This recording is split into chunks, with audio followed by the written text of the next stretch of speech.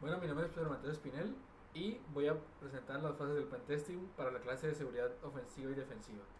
Bien, empecemos con una descripción de qué son el pentesting. El pentesting es esta serie de pruebas donde el ejercicio consta en intentar romper o quebrantar un sistema desde afuera. Entonces es una manera de simular un ciberataque y buscar todo ese tipo de vulnerabilidades que pueden ser efectivas o no dentro de un sistema. Los ejercicios de pentesting son normalmente contratados.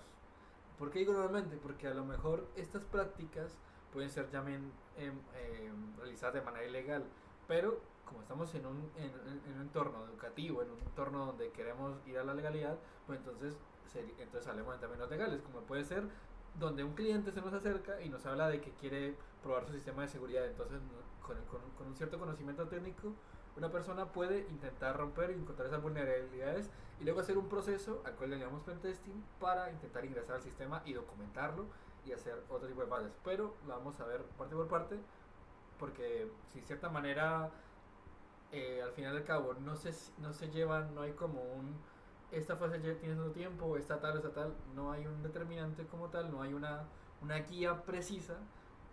Ya con cada uno de los pasos nos hacemos una idea de qué tanto nos podemos demorar, qué tanto nos podemos tardar y tanto podemos llegar a exponer las vulnerabilidades y luego comentarlas y trabajarlas con el cliente. Pero empezando con todo esto antes del pentesting, toca hablar de qué tipo de modelo de prueba puede llegar a ser. Tenemos el whitebox, el blackbox y el greybox.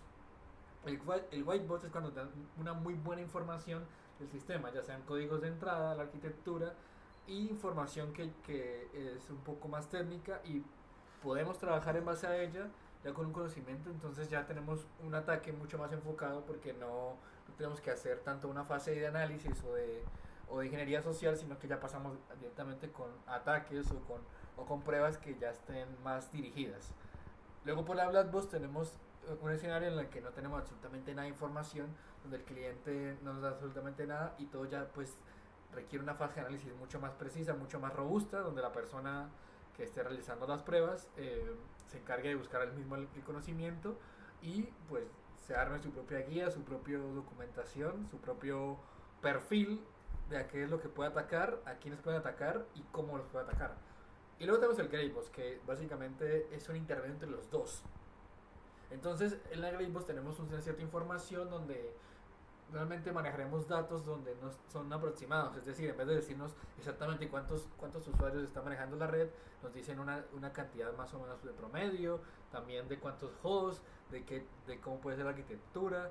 Entonces, es una información parcial del software, pero que está dentro de los documentos de diseño y la estructura de la información, pero no es completa. Entonces partemos de una base un poco más intermedia y por eso es que en esta gráfica se ve como si fuera el resultado de sumar las dos. O sea, más bien sería como una suma de negativo y positivo. Bueno, luego pasamos a la fase cero, que es la fase cero del pentesting, donde buscamos empezar primero a predefinir qué cosas vamos a hacer y qué vamos a probar como tal. Entonces lo primero sería definir qué propiedades y qué activos vamos a examinar dentro del sistema. A lo mejor tenemos un sistema muy robusto, muy grande, y no queremos evaluarlo todo porque ya alguien ya lo está haciendo o ese sistema ya está evaluado. Entonces, primero buscamos definir esos activos y esa propiedad con la que vamos a trabajar. Luego hablar de los requisitos legales, qué autorizas, qué autorizaciones, qué firmas y qué limitaciones podemos tener dentro de la fase, dentro del pentesting, perdón. A lo mejor estas limitaciones pueden ser de que no podemos atacar a todos los usuarios, no podemos buscar cierta información, no podemos lidiar con ciertas personas, porque a lo mejor esas personas no requieren todavía hacer un trabajo legal y podrían a lo mejor alertar al sistema o buscar o incluso meterse dentro de una vía legal. Entonces, si no están definidos en principio, pues podemos correr el riesgo de generar un pequeño caos dentro de la empresa. Luego también definimos el alcance, cuántos hosts podemos llegar a atacar, cuántas redes, cuántas aplicaciones, qué credenciales queremos buscar, si pueden llegar a ser expuestas o no. Y también los dos más importantes que son los criterios y los roles y responsabilidades a las cuales podemos llegar a confrontar. Los criterios de éxito y fallo, pues encontramos que dentro del éxito definimos a qué queremos llegar, si ya sea pues exponer una clave, acceder a cierta parte de la empresa, a cierta información, y también criterios de fallo. Si bien tenemos la mayor parte de las pruebas de pentesting se busca tener el éxito, a veces pueden fallar. Digamos que se establece un tiempo y en ese tiempo no se logra vulnerar el sistema. Entonces, pues la prueba falla rotundamente, pero entonces es un punto bueno para el sistema. Pero de igual forma tenemos que seguir haciendo las pruebas. También hablamos de errores y responsabilidades porque si bien es cierto que una persona puede contratar a un profesional, a un técnico para que haga las pruebas, a lo mejor el resto de personas dentro de la empresa no están, no desconocen esa información y entonces al conocer la información de que se están haciendo las pruebas, entonces probablemente tome una postura de mucho más defensiva. Entonces la prueba no puede ser factible porque entonces la persona ya está en conocimiento de que se da una prueba, o a lo mejor está entregando información o no. Entonces se suma una capa de misticismo, de paranoia, donde la persona ya no es tan factible a evaluar. Luego pasamos con la fase 1, que ya es la recolección y la información. Dentro de esta fase encontramos dos partes principales que puede ser reconocimiento pasivo y reconocimiento activo. Dentro del pasivo podemos buscar mediante fuentes públicas. Puede ser Juicy, OSIMIN, los certificados y metadatos y sobre todo las redes sociales. En cuanto a las redes sociales, pues podemos encontrar que las personas tienen sus perfiles expuestos y de ahí pues ya podemos hacer un poco de ingeniería social, encontrar respuestas y a lo mejor ciertas vulnerabilidades que las personas, a lo mejor qué conexiones tienen con esa persona, e ir escarbando poco a poco para encontrar qué cosas podemos llegar a vulnerar dentro de las pruebas. Y luego está el reconocimiento activo de las fuentes no públicas. Si bien esta información de reconocimiento activo está expuesto, no es tan fácil de encontrar, entonces se requiere un conocimiento más técnico para llegar a tener esas fuentes. Pero pueden ser resoluciones de DNS, realizar pruebas de PIN, de intentar ingresar a cierta página o cierta parte del sistema o de la red, y al mismo tiempo de hacer pruebas de HTTP, a lo mejor encontrando si hay errores documentados, si todo esto tiene algún tipo de información o si puede llegar a exponerse de man- puede llegar a exponerse en general. Y pasamos y por último tenemos el fingerprinting de las aplicaciones, donde podemos encontrar si la persona está ingresada y si a lo mejor desde ese punto podemos llegar a encontrar información que nos sea factible para la siguiente fase, la cual es el descubrimiento. Dentro del descubrimiento nuestra fase es reconocer y y hacernos una idea de las aplicaciones, el sistema y las versiones de estas. Empezando con el banner grappling. El banner grappling es capturar los banners de las marcas para encontrar si tienen algún tipo de vulnerabilidad. De la misma forma también hacemos un escaneo de puertos de la topología, buscando qué puntos pueden llegar a estar conectados y de cómo pueden llegar a ser vulnerados. Luego tener una enumeración de los directorios y los endpoints, buscando una conexión para pues de la misma forma que con los puertos, ya definir qué máquinas pueden o no contestar ciertas peticiones y buscando por ahí si se puede acceder. Al mismo tiempo podemos buscar algo un poco más práctico, que puede ser las versiones actualizadas.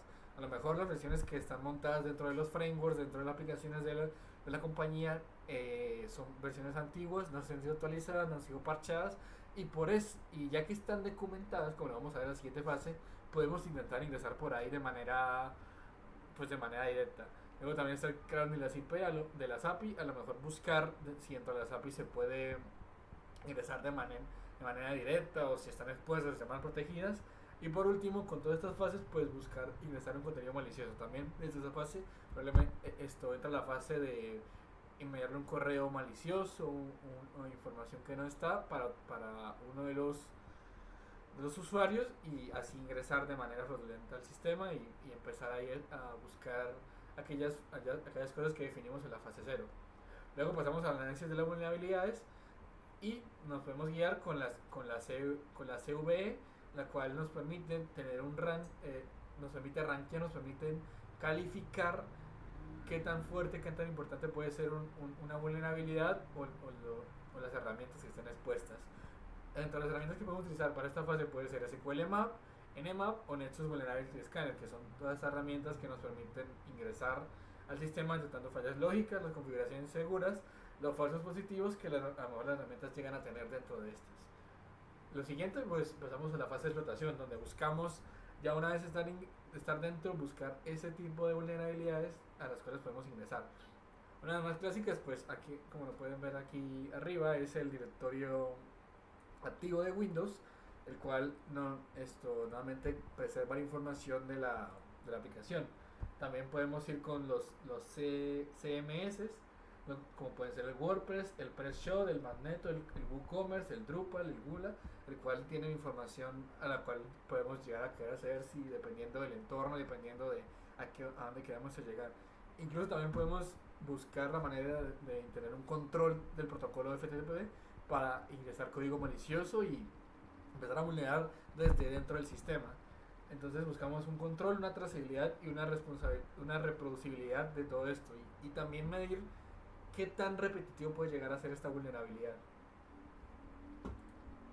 Luego, después de haber ya hecho la explotación haber esto explotado, las vulnerabilidades, pues ya hacemos una fase de post-explotación, definiendo qué privilegios otorga, qué tanto puede llegar a tener acceso de la persona y qué información puede llegar a ser vulnerada. Entonces, en esta fase, pues ya intentamos medir qué tan crítico puede ser tener estas vulnerabilidades expuestas para luego seguir con la fase de encubrir las huellas, donde nos dedicamos a documentar los rastros que probablemente dejaría un atacante al momento de realizar el proceso y teniendo y registrando. Recordemos que el pentesting es un test y entonces requiere y está basado, está directamente relacionado con una documentación la cual vamos haciendo a medida que va llevando ese proceso, donde al final podemos registrar los locales, los archivos temporales, los sistemas de backup y los rastros que puede llegar a tener un atacante. Y por último, haremos el reporte, el cual tenemos dos tipos de reportes, el que puede ser el técnico para las personas que son encargadas del sistema y un reporte ejecutivo donde resumimos los riesgos, las prioridades y los estados de la seguridad, los hallazgos críticos y el impacto del negocio.